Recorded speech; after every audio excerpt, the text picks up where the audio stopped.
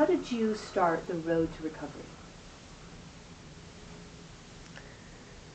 I guess it would start with looking for a book.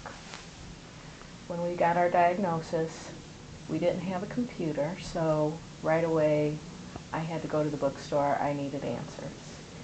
And luckily I found a book called Unraveling the Mysteries of Autism and Pervasive Developmental Disorders by Karen Sarosi.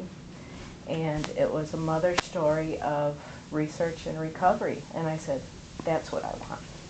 And so that's where we got started. And that ended up being our Bible, and we followed the Bible page by page until we could get to a Dan doctor, and that's basically what we did. What was the first intervention that really made the difference that you could see? Definitely the diet. When we took all dairy products out of our kids' diet. Our youngest one, he stopped walking on his toes in a couple days. Within 48 I mean, hours. he started. Yeah, it was incredible, and that's at that point, and that's when we determined this is the way to go, and then we just went from there. How are your sons doing today? Awesome. I can't. One word. Yeah, it's hard to explain.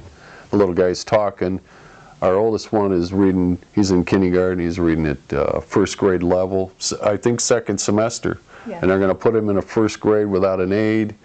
And our youngest one, after silence of about 2 years, he's Talking in sentences. in sentences, actually with the word W questions, yeah. What, why, where, without any type of provoking or anything. He's just talking unbelievably now, and it's just every day it's more, and it's getting more and more. And they're potty trained. Yeah, that there is unbelievable for a lot of autistic parents.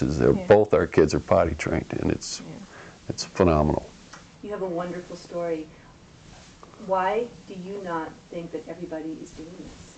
Why aren't people rushing to Dan doctors? Well, that's the tough question. You have an established medical community that just refuses to let's put down to lay down their guns.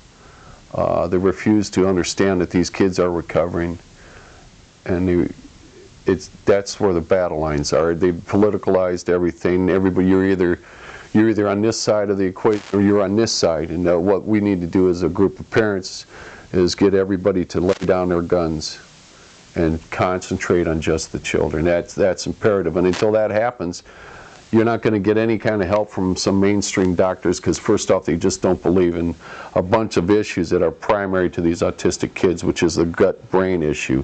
There is something there. We know that is there, otherwise our kids wouldn't be getting so better from primarily a diet change or a supplement, because they're so deficient in vitamins and minerals because their guts are so inflamed that they can't absorb these minerals, so they're giving it to them through supplements, injections of methylable B12s, and all these other therapies that are done through the Dan doctors. And it's just an incredible way that these kids are, they're progressing. Just my kids are past the progressing by steps. They're exploding into different train of thoughts, behavioral issues, being able to read, potty training, and just actually their physical abilities to run, jump, swing, hit, catch, see, eye contact's back.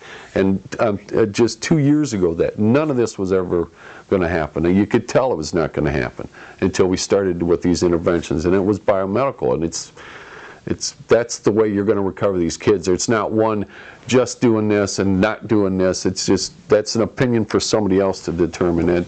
We know what's worked, and we're very extreme advocates of it because we've seen it in our own 2 kids, not 1 but 2, and I'm an extreme advocate just for that reason.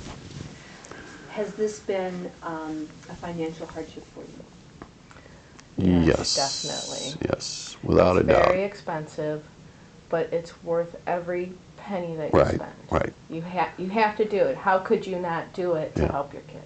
You have no choice. Right. The other alternative is not worth all the money in the world, and that's an alternative of they're not being recovered, and then possibly once they turn 18 years old, they're institutionalized. I'm not going to do that. I'm a parent. I'm not. If there's an opportunity, we would have been heart sick if we had not tried this, you know, because then you know that if you're not a failure because you didn't even try it. Right. You know, but we tried it and it's very successful in our 2 kids, and I think that almost most of these kids can be recovered through this. All you need to do is run some initial testing, and then I'll tell you if you can help them, and that's the key. But once again, it's back to the mainstream doctors. They're not going to order these tests. We've had to fire a few doctors because they refused to order these tests. Right. We've been through many doctors until we got to the one Dan doctor, and then that's when it took off.